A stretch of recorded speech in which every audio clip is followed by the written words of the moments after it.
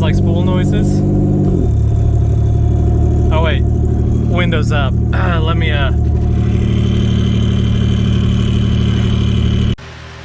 Alright, so let me turn off the fan real quick. Oh, wrong way. Something that I was fairly worried about is the brake reservoir. So I just got back from a pretty decent sized drive, and let's see. We're gonna do the inside of the pipe. Over 400 degrees. Outside of the pipe, 300-ish, 300 in areas, lower in others, and then the brake reservoir about 170 degrees looks like. So definitely helping, but we definitely need to come up with a heat shield, because I'm not trying to have that puppy melt on me. Or, you know, boil my brake fluid and then I just lose brakes anyways.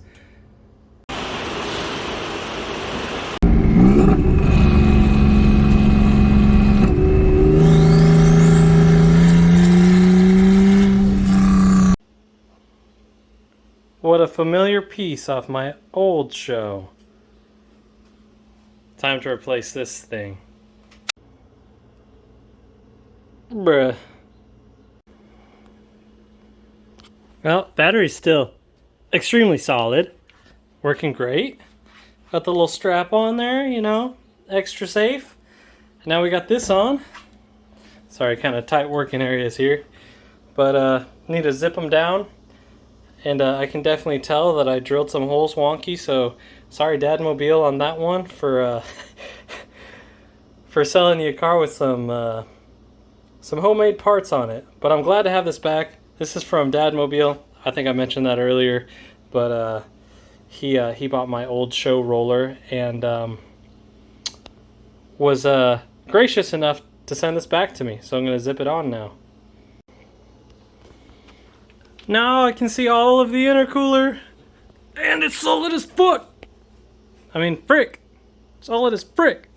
I mean, you can see how clean the bottom half of the intercooler is compared to the top half, because only about this much of the intercooler was actually showing. So hopefully some cooling improvements there.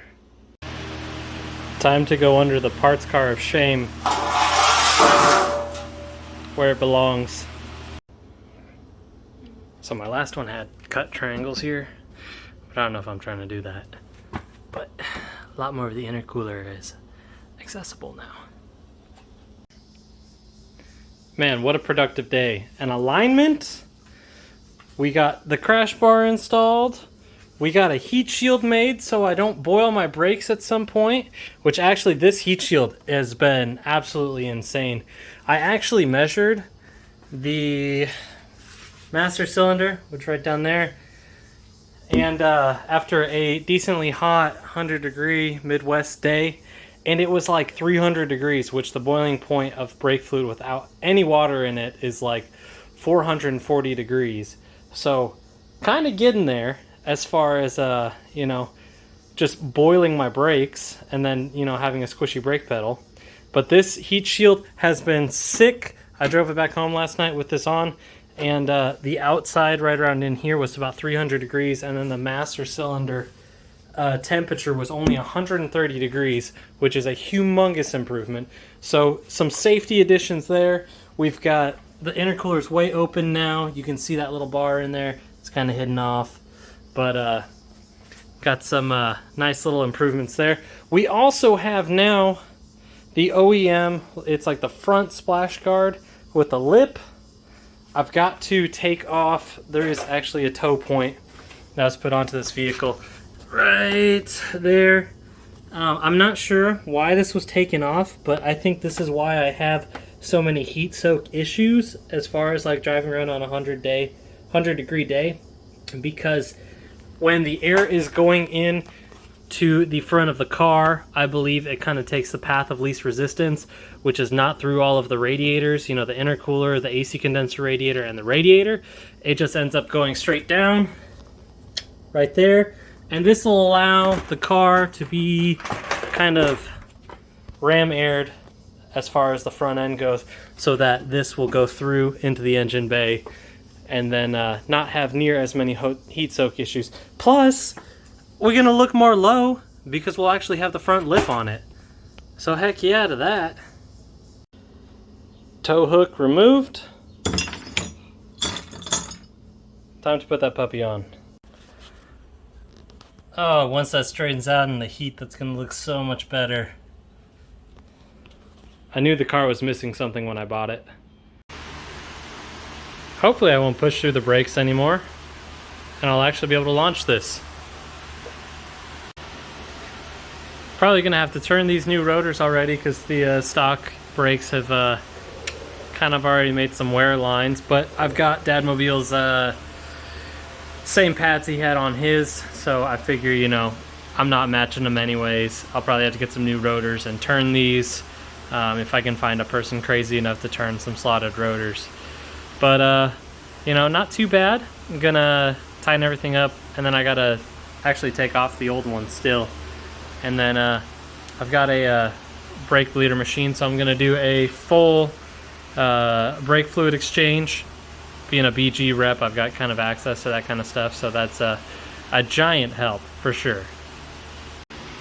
Willwood, busted ass fender liner. Busted fender liner. Wow, what was that? Fender? New. Got the new. And the Willwood. Just need to hook up the brake lines, get them bled. Should be good to go. Got to do this fender liner though, because this thing is beat.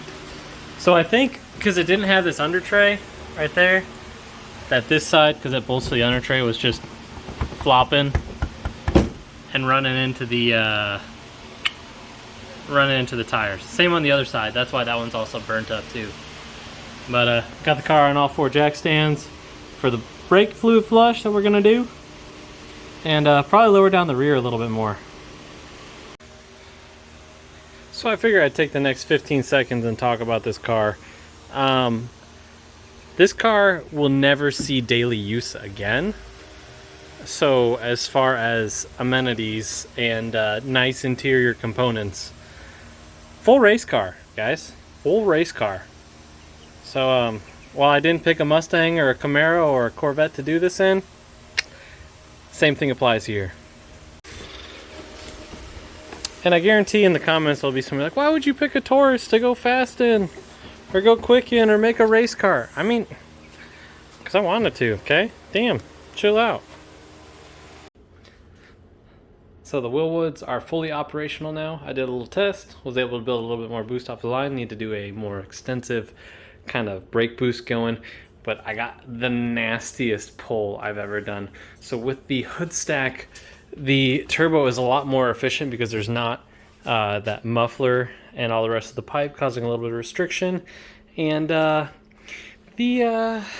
turbo's making some more boost at some lower wastegate. So this is a 40% wastegate pull, which before was like 21 pounds. And in the video, it looks like it hits anywhere from 23 to 25 is kind of what it's maintaining, and it spikes up to 27 pounds.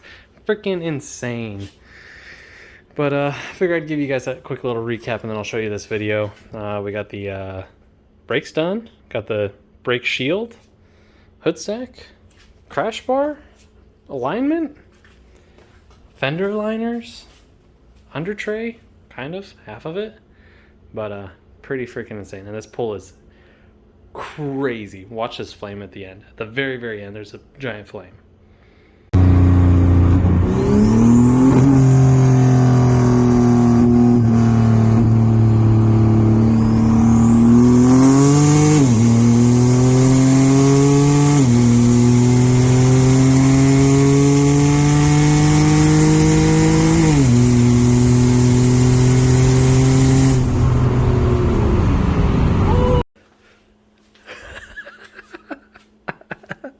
Not too shabby, huh?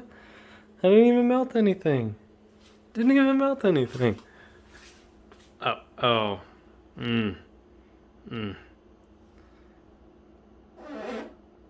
Oh, that's... the paint is gone.